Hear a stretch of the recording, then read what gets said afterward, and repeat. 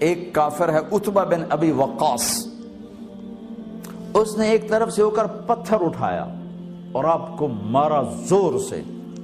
صحابہ کی نظریں تھی تلواروں پر، نیزوں پر، تیروں پر، وہ پتھر نظروں سے نکل گیا، لہذا وہ ان کے اندر کو چیرتا ہوا جا کر میرے نبی کے منہ پر یہاں لگا، اور آپ سیدھا پیچھے ایسے گئے، پیچھے یوں، پیچھے ایک کھڈا تھا، وہ یہاں گردن میں لگا کنارہ، تو آپ بے ہوش ہو گئے، دانت بھی ٹوٹ گئے،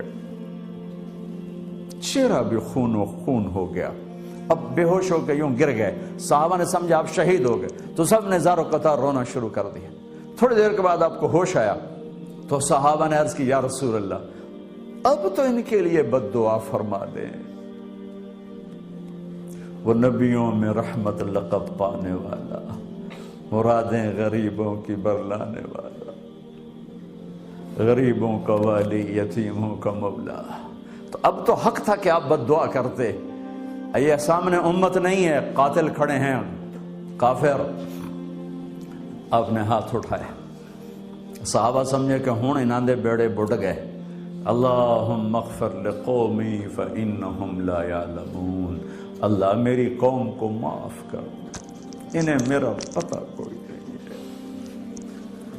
دیکھو میرے بھائیو، جس نے کافروں کے ساتھ یہ ہمدردی کے قتل کرنے والوں کے لیے دعا مانگی ہے، تو مسلمان ہو کر ایک دوسرے کو سلام کرنا چھوڑ چکے، ایک دوسرے کے پیچھے نمازیں پڑھنا چھوڑ چکے، ایک دوسرے پر کفر کے فتوے لگا کے بیٹھے ہوئے۔ مجھے بتاؤ تم میرے نبی کے ساتھ کیا کر رہے ہو؟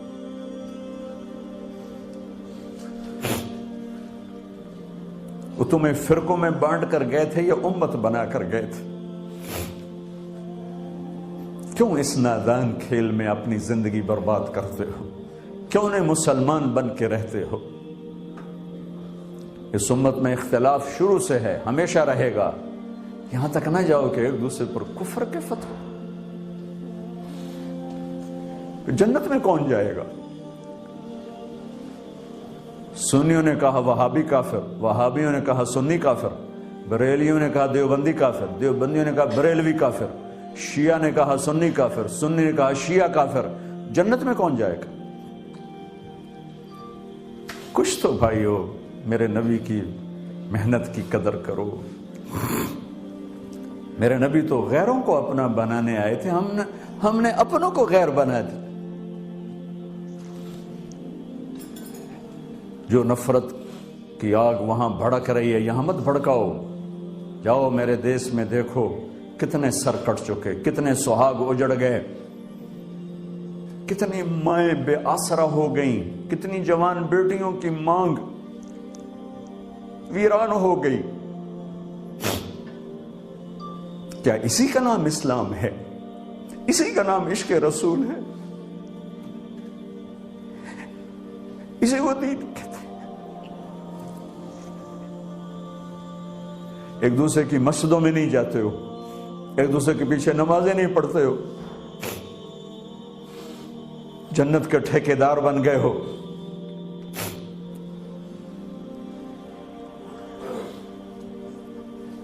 میرے نبی تو عبداللہ بن ابی کا جنازہ پڑھانے کھڑے ہو گئے تھے، جس کا کفر ابو جہل سے بھی بڑا ہے۔ ابو جہل اوپر کی دوزخ میں، عبداللہ بن ابی سب سے نیچے کی دوزخ میں ہے۔ ان کے بیٹے آئے، یا رسول اللہ میرا باپ مر گیا ہے، اپنا کرتا دے دیں گے، میں اس کو کفن دے دوں۔ آپ نے کہا لے لو۔ کرتا اتار کے دے دیا۔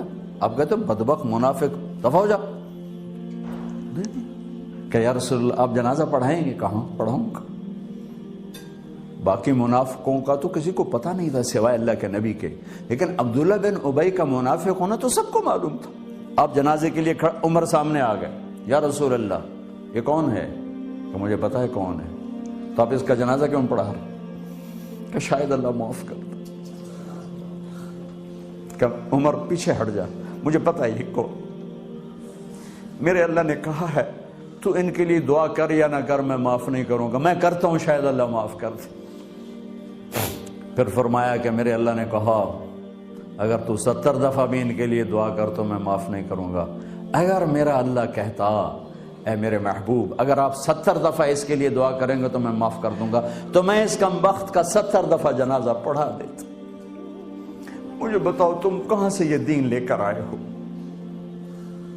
جس میں تم فرقوں میں بٹ گئے ہو، نفرتوں کی آگ تم نے لگا دی ہے، یہ کہاں سے اسلام آیا ہے؟ میں تمہیں اللہ اس کے رسول کا واسطہ دیتا، امت بن کے رہو، مسلم بن کے رہو، کوئی گنجائش نہیں، اپنے اپنے عقیدے پر پکے رہو، دوسرے کے لیے گنجائش رکھو۔ کیوں اس قدر ظلم و ستم ڈھائے ہوئے ہیں؟ میں نیا تبلیغ میں گیا، کالج سے نکلا، ہماری جماعت ایک گاؤں میں گئی، ایک مسجد میں، تو امام صاحب آئے، ہمیں ماں بہن کی گالیاں دی اور ہمارے بستر اٹھا کے باہر مسجد دھوو، کتے اندر واڑائے۔ میں حیران پریشان، میں تو کوئی نہیں جانتا تھا کہ مذہب کیا ہوتا ہے، فرقے کیا ہوتا ہے، میں تو کالج میں گانے والا تھا، ناچنے والا تھا، جنید جمشید کی طرح، مجھے تو دین کا پتہ تبلیغ سے پتہ چلا۔ میں حیران پریشان کہ یہ مولانا صاحب کہہ رہے ہیں کہ یہ گستاخ رسول ہیں، اور مسجد دھو دو باہر کھڑے ہو، یہ مسجد میں کھڑے ہو کر ماں کی گالی دے رہے ہیں، بہن کی گالی دے رہے ہیں، تو پھر معیار دین کیا ہے؟ اتنی نفرت،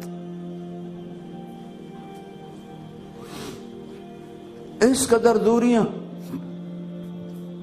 اگر ہم کافر تھے تو ہمیں گلے سے لگاتے، ہمارے نبی کی طرح ہمیں کھانے کھلاتے، ہمیں پانی پلاتے، پھر ہمیں بات سمجھاتے، لیکن ماں بہن کی گالیاں، مسجد میں کھڑے ہو کر، امام مسجد۔ ہم پنجاب کے زمیندار ہیں، گالی دینا ہماری سرشت میں ہے، لیکن مسجد میں کانپ جاتے تھے کہ کسی کو الو کا پٹھا بھی کہہ دیں۔ ہمارے بزرگ بڑے بھی بہت گالیاں نکالتے تھے، لیکن مسجد میں کسی کو جرت نہیں ہوتی تھی کہ وہ میرے والد مرحوم خود بہت غصے والے بڑے سردار آدمی تھے، تو تھوڑی تھوڑی بات پہ مار پٹائی گالیاں، لیکن میں نے نہیں اپنے باپ کو مسجد میں سنا غصے میں بھی کسی کو گالی دیتے ہوئے۔ ماں بہن کی گالیاں نکالو، اور ساتھ یہ کہہ رہے ہیں کہ یہ گستاخ رسول ہیں، ہم یہ کافر ہیں، ان کو نکال دو، کتے آ گئے، مسجد دھوو۔ میرے نبی کے دور میں تو کافر آ کے مسجد میں رہتے تھے۔ میرے بھائیو، جو میں عرض کر رہا ہوں، میں اپنا دکھڑا بیان کر رہا ہوں، اس کی سنگینی کو سمجھو۔ یہ پاؤنڈ ڈالر نہیں بچائیں گے جب ہم آپس میں ٹوٹ جائیں گے۔ اللہ نے مجھے دنیا میں پھرنے کا موقع دیا، بار بار دیا، اسی تبلیغ کے سلسلے میں۔ سب سے زیادہ میں اسپین میں جا کے دکھی ہوا، اور میرا دکھ یہ نہیں تھا کہ ہماری یہاں 800 سال حکومت تھی اور ختم ہو گئی، میرا دکھ یہ تھا، میں اس پہ رویا مسجد قرطبہ میں، کہ جس وجہ سے اسپین تباہ ہوا وہ ساری وجہ میرے دیس پاکستان میں موجود ہے اس وقت، اور ہوش نہیں ہے کسی کو۔ مذہب پر لڑائی، سیاست پر لڑائی، دین پر نفرت، سیاست پر نفرت، قوم پہ نفرت، صوبے پہ نفرت، پیشے پہ نفرت، نفرت نفرت نفرت۔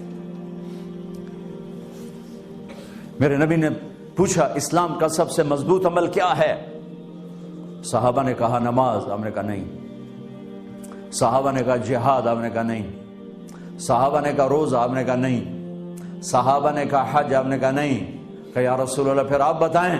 فرمایا دین کا سب سے مضبوط عمل محبت ہے، محبت ہے، محبت ہے۔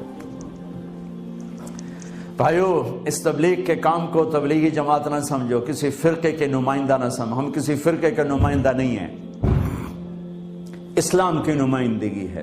میں نے صرف آج آپ کو کلمہ بیان کیا ہے، یہ اسلام کی نمائندگی، یہ دین کی نمائندگی ہے۔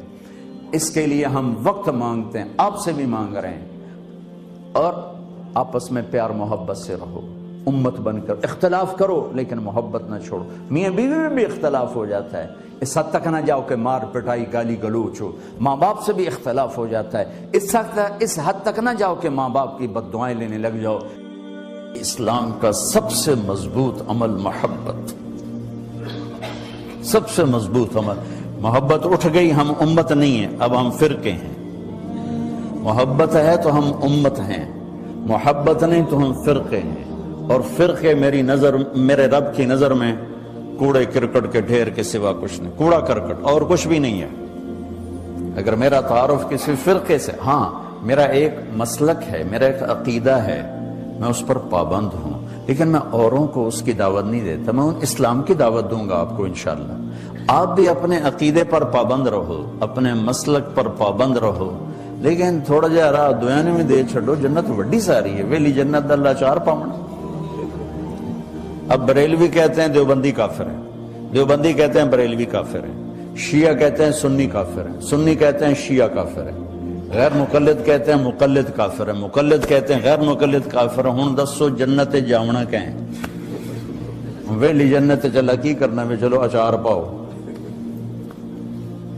اتنی بڑی میرے رب کی جنت کیوں اسی تنگ کر چھڑی؟ سر اساں ہی جاونا، اور کسے جانا ہی کوئی نہیں۔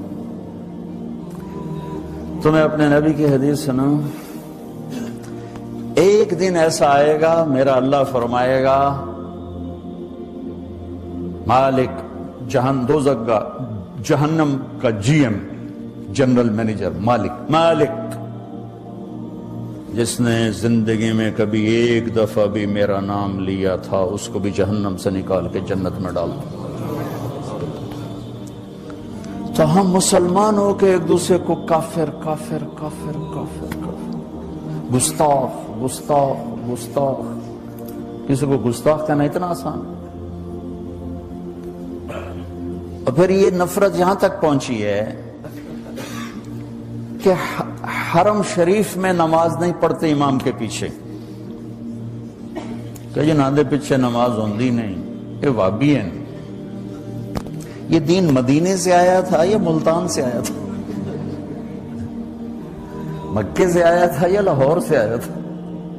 کیا ظلم و ستم ہے، وہ کس قدر جاہل۔ میں نے خود اپنے کانوں سے ایک کلپ سنا کہ مسجد نبوی کے امام کے پیچھے نماز نہیں ہوتی، یہ گستاخ رسول ہے۔ میں نے اپنے کانوں سے سنا ہے، مفتی کا ٹائٹل لگا ہوا ہے۔ کیا میرا رب اتنا کمزور ہو گیا ہے؟ میں تو اپنی مسجد میں اپنے کسی مخالف کو کھڑا نہیں ہونے دیتا ہوں، تسی تے کھلومن دو گے کسی؟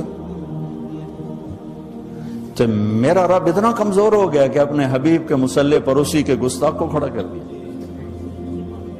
اپنے گھر میں حرم بیت اللہ جہاں ایک نماز 1,00,000 کے برابر، وہاں ایسے آدمی کو کھڑا کر دیا جو اللہ کے رسول کا گستاخ ہے۔